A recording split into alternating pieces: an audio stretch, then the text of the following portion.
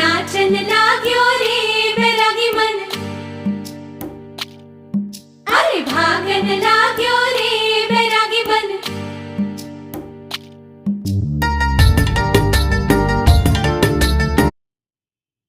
এর আগেও আমি তোমাদের সঙ্গে চিকেন কাটলেট রেসিপি শেয়ার করেছি, তবে আজকে একটু অন্যরকমভাবে আরও সহজভাবে দেখিয়ে দিচ্ছি। এখানে আমি বোনলেস চিকেন ব্রেস্ট বাড়িতেই কেটে ধুয়ে পরিষ্কার করে নিয়েছি। তোমরা চাইলে কিমা বাজার থেকে কিনে এনেও ব্যবহার করতে পারো।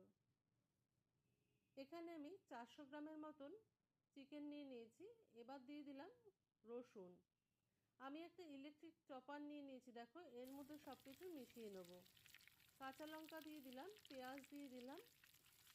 এবার দিয়ে দেবো 2 ইঞ্চি পরিমাণে আদার টুকরো।